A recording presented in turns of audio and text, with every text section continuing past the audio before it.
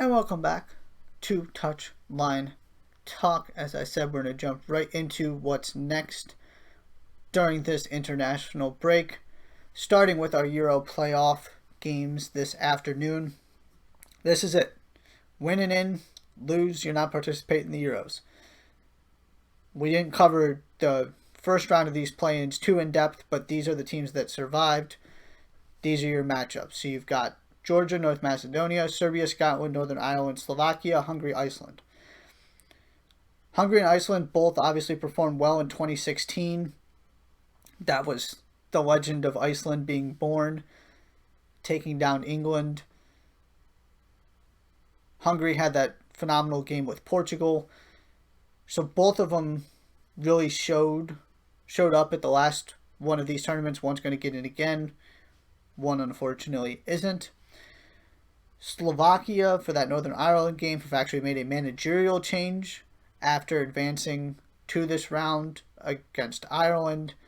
So Stefan Tarkovic is now your interim manager there. It just hasn't been particularly great, so they wanted to mix things up in the hopes that this performance is better.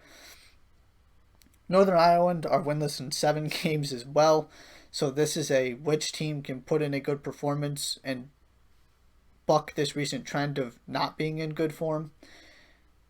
Then you've got Scotland and Serbia. This is a massive, massive game for Scotland, who have not been to a major tournament since the 1998 World Cup. Ryan Fraser of Newcastle is out due to an injury, which is a big blow. I'm a huge Ryan Fraser fan. Obviously, there was the drama at Bournemouth last season, but when you're Scotland, you need as many difference makers as you can get. He's a guy that can play that role, so they're going to be without him. And then Georgia, Macedonia. Georgia, really, really solid defensively recently. North Macedonia unbeaten in their last 6 games.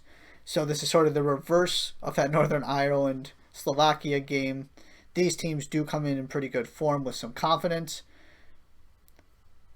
It's the Euro playoffs. Who knows what happens, but those are your matchups. Then we get to our Nations League games this weekend, Saturday, November 14th. Your Group A matchups: Portugal, France, Sweden, Croatia, Germany, Ukraine, Switzerland, Spain, or your A level, whatever you want to call it.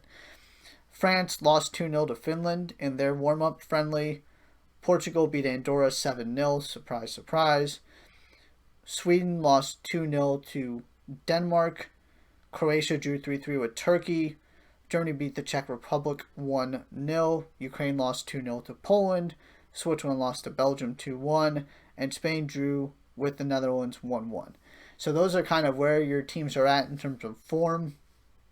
Your high-profile game is Portugal-France, obviously.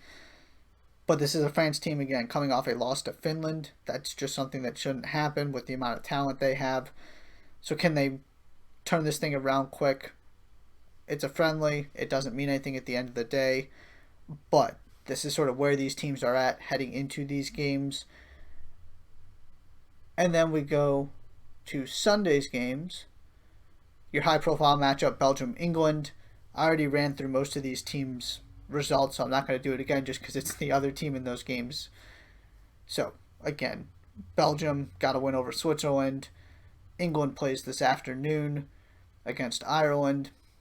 Netherlands, Bosnia-Herzegovina, Denmark, Iceland, Italy, Poland. Italy is one of those teams that did not play already. They did play, but we didn't mention them in the Saturday matchups. They beat Estonia 4-0, so they're coming in with some confidence. The only other thing I want to mention here is that the Netherlands continue to struggle under Frank de Boer. There was so much optimism with what Ronald Koeman was able to do and what they did in the Nations League last year. It was such a dark place because that is a country that should never fail to qualify for major competitions. But you felt like they were headed in the right direction again. The center backs on this roster are just remarkable. Van Dijk, De Ligt, Nathan Ake, and now all 3 of them are actually hurt right now. Nathan Ake got hurt in the friendly. Of course, you've got Van Dijk as a long-term absence, so your question is he available for the Euros? But ultimately, it's just been disappointing. Ronald Koeman seemed to have something figured out there that he hasn't been quite able to translate to Barcelona, but it's not been great under Frank de Boer. His teams continue to just not be exciting and not score goals. It happened in Atlanta, and it's happening here with the Dutch as well. So that's something to keep an eye on as we get closer to the Euros this summer and what they can do, because the pieces are there. This is a good team with some very good players on high-profile clubs. And it just isn't quite working for them right now. But that is all that we are going to touch on in What's Next. Be sure to check out Chris Brown around the bases, 1 p.m. Eastern. Josh Molnix is in all of his glory with the Masters, so I'm sure he will have reaction to the delayed start tomorrow morning, 11 a.m. on his show. Check out everything happening at 110sportsmedia.com. My top 25 will be out by tomorrow morning. And enjoy this international break. Enjoy watching the U.S. men's national team again, finally. But that is all we have for you today on Touchline Talk. Thank you so much for listening. Again, enjoy everything. We'll be here to react to all of it on Tuesday. We will see you